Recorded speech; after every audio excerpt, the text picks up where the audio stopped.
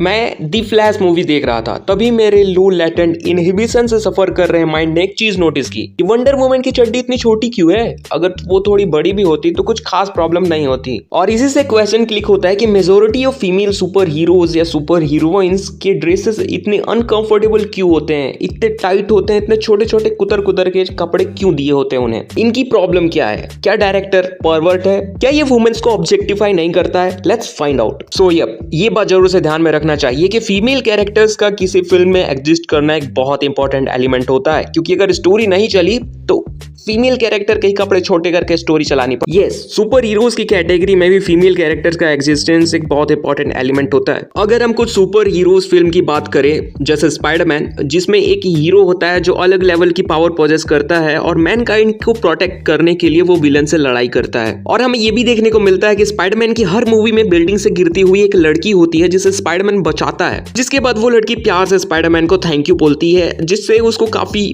Heroism वाला feel आता होगा, आई नो। बट दूसरी तरफ इसका ये भी मतलब निकलता है कि स्पाइडरमैन को किसी लड़की को बचाना सिर्फ उसके लिए एक एक्ट ऑफ हीरोइज्म है। प्रोटैगनिस्ट को एक ऐसी लड़की चाहिए जो डिफेंसलेस हो, हेल्पलेस हो, वीक हो और उसने सेक्सुअलाइज तरीके से कपड़े पहने हो, काफी सुंदर हो, जो उसको प्यार से थैंक यू बोल सके। ये सारे मूवमेंट्स प्रोटैगनिस्ट को हीरोइज्म का फील कराते हैं, बट ये फीमेल कैरेक्टर्स के लिए हार्मफुल स्टोरियोटाइपिक परसेप्शन परपेचुएट करती है। ये उन्हें ऑब्जेक्टिफाई करता है। Dude, women's means act of heroism. But guess what, अब ऐसा नहीं है। मिसोजिनिस्ट तेरी मां। अब फीमेल सुपर हीरोज भी एग्जिस्ट करती हैं जो अलग अलग भयंकर लेवल की पावर पोजेस करती हैं। कोई तो दूर से चीजें हिला सकती है, कोई उड़ सकती है, या कोई सिर्फ देख के दूसरे की मुंडी फोड़ सकती है, एक्सेट्रा एक्सेट्रा। पर सीधी सीधी बात यह है, अब वो हेल्पलेस नहीं है। So now we are equal. Gender discrimination गया भाड़ में। But bro, wait a minute, what about their image and respect? क्योंकि हमेशा फीमेल सुपर हीरोइंस को एक ऐसा कॉस्ट्यूम पहने हुए दिखाया जाता है जो उनकी बॉडी से काफी ज्यादा चिपका होता है या तो काफी ज्यादा छोटा होता है, जो उन्हें एज अ हीरो रिप्रेजेंट नहीं करता है, एज अ सेक्सुअल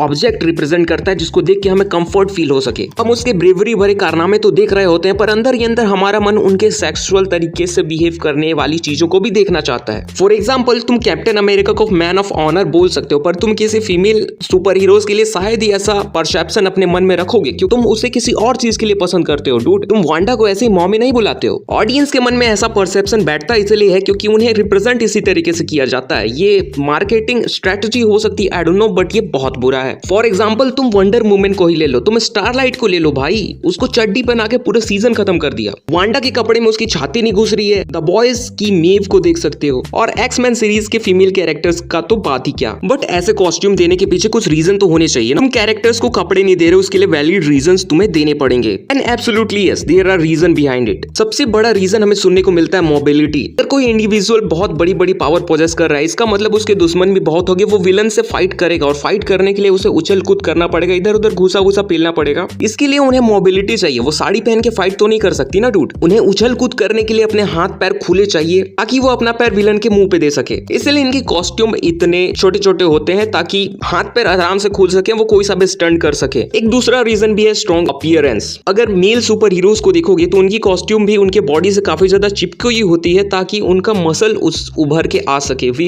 भारी दिखे। दूसरे शब्दों में वो ताकतवर दिखने चाहिए ताकि वो सुपर हीरोज लग सके। और कपड़े अगर फूले फूले रहेंगे तो उनका मसल छिप जाएगा, इसलिए कपड़े जो है टाइट होते हैं। सिमिलरली वुमेन्स के साथ भी ऐसा ही किया जाता है, उनके कपड़े टाइट डिजाइन किए जाते हैं ताकि उनका मसल बाहर आ सके और वो स्ट्रॉन्ग दिख सके। पर तुम ठरकी हो, तुम वुमेन्स के चिपके हुए कपड़े देख के तुमको लगता है कैसे कपड़े दे दिए भाई, लड़कों के भी चिपके हुए हैं, उनको भी देखो ना। तीसरा रीजन मैं ये एज्यूम कर पा रहा हूँ कि कई सारे सुपर हीरोज की ओरिजिन ऐसे दिखाई जाती है जहाँ के लोग कपड़े ही छोटे पहनते थे। जैसे कि वंडर वुमन की ओरिजिन स्टोरी वाली फिल्म तुम देखना, वो एक ऐसे टापू से आती थी जहाँ के लोगों के पास शायद कपड़े नहीं होते थे, वे वैसे ही छोटे छोटे चड्डी पहनती थी, तो ये भी पहनती है। That's simple dude. बट क्या ये सारी थ्योरी सही है? एब्सोल्युटली फकिंग नॉट भाई, तुम मैट्रिक्स पे हो। बल्कि रियल रीजन कुछ और ही है जिसके बारे में तुम्हें पता नहीं है। जहां तक मैं जानता हूँ, सुपर हीरोज की शुरुआत जो है कॉमिक बुक से हुई थी और कॉमिक्स बुक्स को पढ़ना पड़ता था। इसके लिए ये जरूरी है कि कॉमिक्स बुक थोड़ा अट्रैक्टिव दिखाई दे, इसलिए फीमेल्स के कॉस्ट्यूम ऐसे डिजाइन किए जाते थे जिससे वो एकदम आई कैचिंग लगे। स्टोरी से तो मजा मिल ही रहा है, पर कॉमिक में जो वो ड्राइंग्स बने हुए हैं वो भी थोड़ा कर्वी और आवर ग्लास फिगर के होने चाहिए ताकि रीडर को मजा आ सके। और उस टाइम जो कॉमिक पढ़ते थे majority of the reader male होते थे और majority of the comic writers भी मेल होते थे। तो तुम समझ रहे हो, अगर मेल कोई लिख रहा है कॉमिक तो वो उसमें बकचोदी तो करेगा ही भाई, उसमें वो ठरक न डाले, ऐसा हो ही क्या सकता है।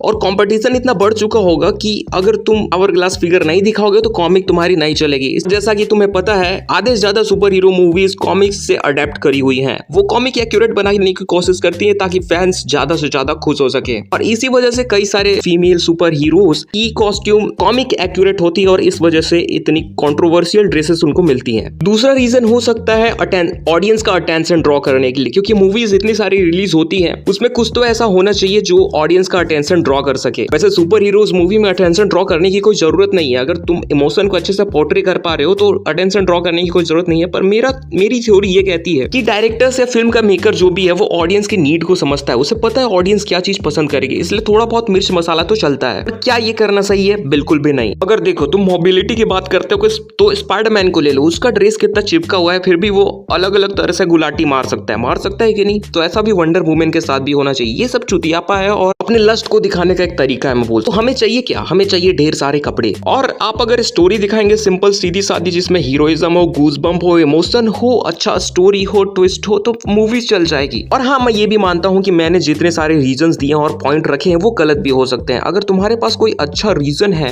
या थ्योरी है तो तुम हमें बता सकते हो। बट यही था जो था भाई। अबे तुम हल्क को देखो ना भाई, इतना मोटा सांड घुटने तक चड्डी पहन के लड़ रहा है, और वंडर वुमेन को भाई एक बीता का चड्डी दिया हुआ है। This is not fine. So that's it for today. I hope तुम्हें मजा आया होगा इस वीडियो पे, और मैं मिलता हूं तुम लोग को अगले वीडियो में। And you are watching wear dialogue. Bye bye, take care.